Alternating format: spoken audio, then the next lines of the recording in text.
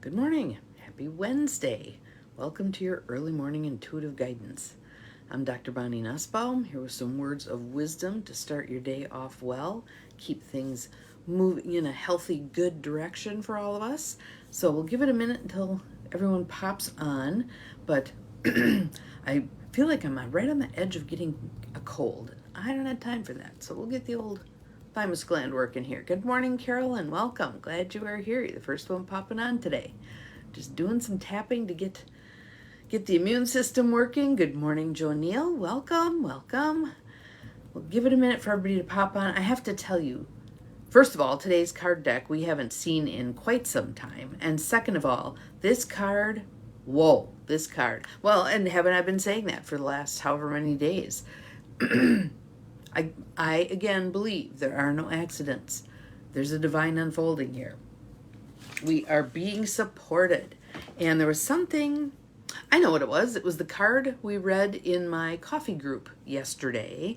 And there was a chunk in there which we ended up discussing because many of the women in my coffee group are just devastated by the results of the election. I choose to stay positive, but I understand their devastation. I absolutely understand their devastation. When someone is saying, your body, my choice, that's not. And I know the person who said that was a young man who has a lot of anger, etc. But it's kind of a bone-chilling effect when you hear that, right? Good morning, Gwen. Good morning, Barb. Glad you're here. Welcome. So, but today's card is so fabulous for where we are in our world right now. And I think it can be helpful in terms of not just framing things up, but in understanding where do we go from here. Those of us who look forward to a kinder, gentler nation, a coming together of people, not a zero-sum game, not a scarcity perspective, no haves and have-nots, just a more level playing field, and the things that help support those. Actually, I got to read this because when she said it yesterday, it really caught my attention. I was having a conversation with the woman who is supporting the financial aspects of the affordable housing project we're doing. And she said that there was something that had disturbed her in the process, and I agree with her. But she said, she's a very faith-based person, and she said, I am here to serve the least, the last, and the lost. Good morning, Mel. Glad you are here. And I thought, my statement about that has always been, we are only as strong as our weakest link. If we allow people to flail and not have a hand up, I'm not saying handouts, a hand up, good education, good training, all the stuff. Good morning, Abigail. Glad you're here. We are being very short-sighted and we're setting ourselves up for problems. My opinion. Feel free to disagree. Anywho, this card. I'm hoping that, I want to start with, and we're going to put ourselves in a frame of mind to really soak this card up and what we're being called to. And I love this. The man who created this card deck is one of those deep souls, a deep soul. You can just tell from the wording of the cards that he, and I'm not sure if he's still alive or not. There were a couple of years ago where someone I know got in touch with him, and he was well into his 80s at that point. But just this beautiful soul. Good morning, Cindy. Good morning, Cindy. And if I missed saying hello to you, hello, I'm glad you're here. If you're here for a reason today. Something in this message will speak to you. So let's start with some tapping. I just feel like we need to ratchet down our nervous systems. And the research shows that doing tapping, on average, lowers that amygdala hijack, the anxiety, by a self-reported estimate of 43%. I'm ready to be done with 43% of anxiety. That's a good thing, right? So let us do that.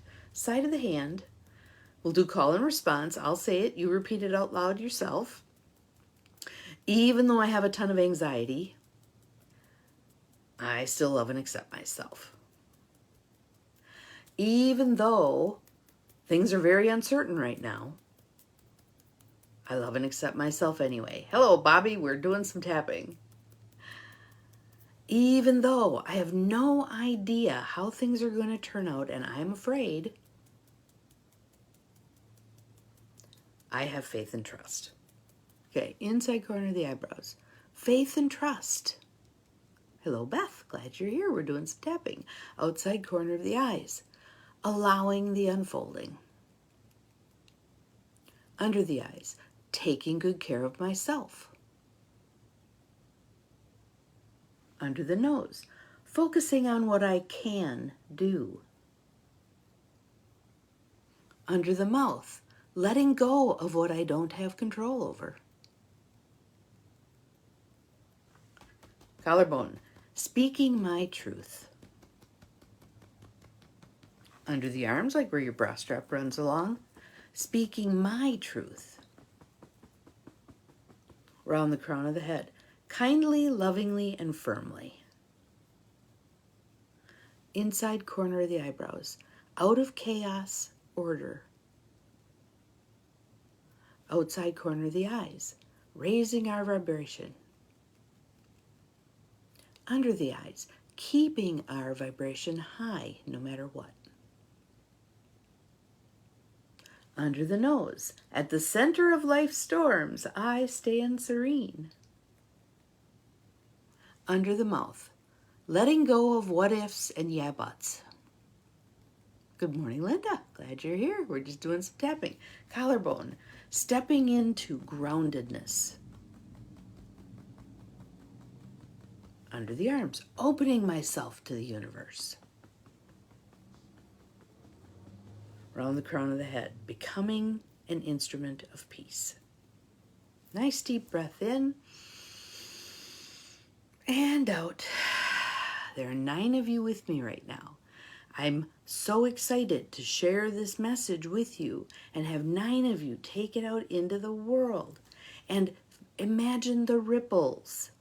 Again, I go back to our little book that we read about holy moments.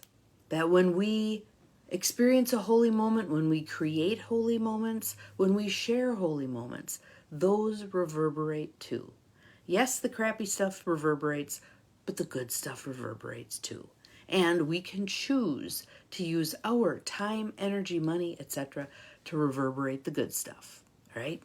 So, card deck, you ready? Pilgrim Cards by Austin Rebath. And pilgrim in the sense of a seeker, not in the sense of the Mayflower, in the sense of the seeker, the person who searches. And this card is called A Fork in the Road. So let's take a nice deep breath in and let it go. Does it not feel like we are approaching a fork in the road? Breathe in. Breathe out. And when we walk our life path, doesn't it make sense that we're absolutely going to come across forks in the road? And some of those are little forks, and some of them are big forks. And the one that we are standing near right now feels like a very big fork. And you can view that as negative, terrible, horrible, awful, or you can view it as opportunity. Guess which one I'm choosing? A fork in the road. You have reached a fork in the road and wonder not so much which way to go, but whether you have the courage to change course.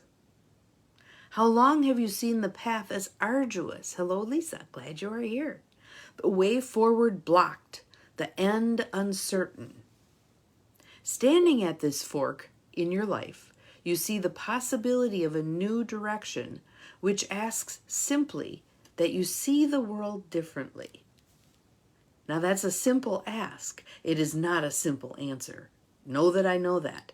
But it's asking us simply to see the possibility of a new direction, a world, see the world differently, change our lenses. And for me, the change that I see is from the power over, divine masculine run amok, unhealthy masculine. And again, that's not about men and women. That's about divine masculine, divine feminine. What are meant to be the yin and yang and blend together and support each other and grow each other, but has been out of whack for so long. I'm reading The Chalice and the Blade. Thank you, Cindy, for recommending that. I think it's going to be very helpful. Can't believe it's a 30-year-old book already, but so ripe for right now. And the warlike, us versus them, there's not enough to go around. I have to take what I need. It's every person for themselves. If you get something, I lose something. All that crap is on its way out. It's on its way out. And I know if you only look through 3D lenses, it looks like it is making a huge resurgence. The dying donkey kicks the hardest. The dying donkey kicks the hardest. So, we're standing at that fork of our road. We're looking at, this is the, look at the Crusades. Look at, the Inquisition. There's all this crappy stuff that people have wrought against other people. Good. A couple of us reading it. That's good. And those of you who have it, dig it off your shelf after 30 years and read it again. There's useful stuff in there for what we need to be doing now. All right? So we're not just meant to stand here wringing our hands. No, we have work to do. Let's meet that work with joy and happiness in our hearts. Right? So let me keep going because there's so much good stuff in here. A new direction which asks simply that you see the world differently. How about through the lenses of cooperation and collaboration and lifting up our fellow humans, supporting them becoming solid, strong, not tenuous, not dependent, but empowering people, empowering everybody.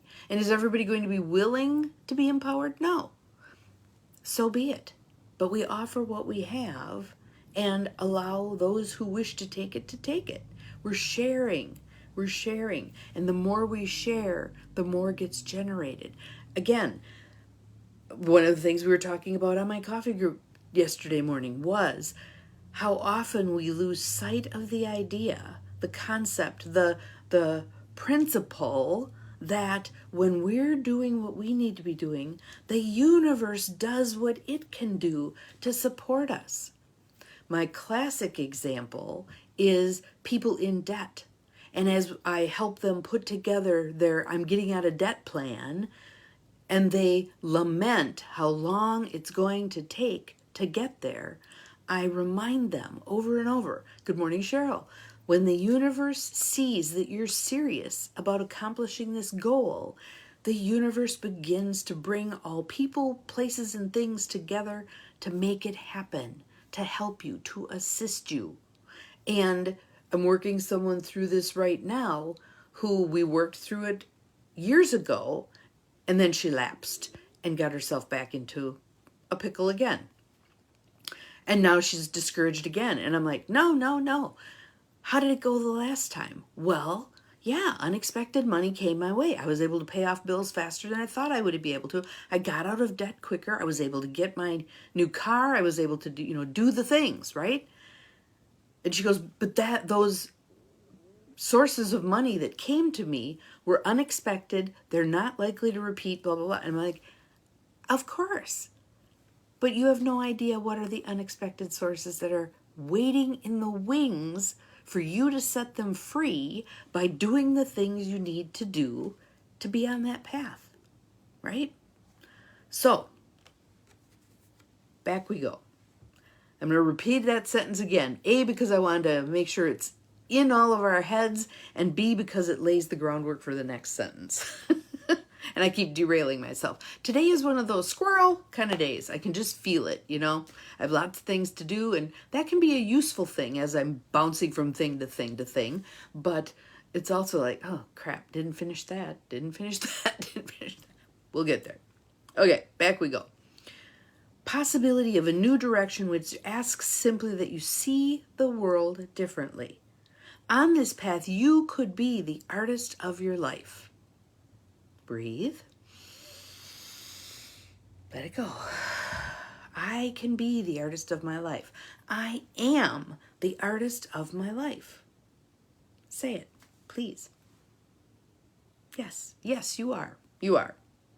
But have you the courage necessary to reshape your reality? Let's look at our reality right now. Hot mess, right? Have we the courage to reshape our reality? I vote we do. I vote we do. Take brush in hand. Repaint your landscape from the raw matter of what it is. Draw a verdant valley and a gentle road leading through it. Change the vulture hanging above you into a golden eagle. Transform the bread, the wine.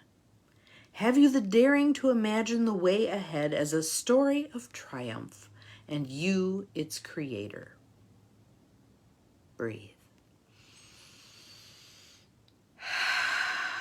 4 little paragraphs. 4 little paragraphs. Where do they lead you? What state are you in having heard that compared to where you were prior? There we go. Yes, thank you, Cindy. Thank you, thank you. And I'm going to read it again because there is such good stuff in here. This is about we are not victims. We are not victims of what's unfolding here. We have choices. We need to choose to exercise our choices. Yes, exactly what card today. Lots to ponder. Be empowered. Choose to feel empowered. Even when there's disempowering language going on around us. Oh my goodness, they're going to vote to eliminate whatever not-for-profits don't please them. Oh my God, they're going to, my body, your choice. No. We can catastrophize. We can waste a lot of our precious energy hemorrhaging it into all that crap. Or we can look at what road do I want to pave? What path do I want to create? What's my next step? How am I going to, if you view it as lemons, make lemonade? How am I going to do this? Remember, the how is God's problem. The how is the universe's problem. Why matters. Why? So why do I give a shit about reproductive rights when I'm past childbearing years? Because I love women. I want to see women empowered. I don't want to see them trapped in circumstances that don't serve them or serve the world at large. I want to empower women and the medical system and whatever's going to come after the medical system, because I believe it's going to crash and burn,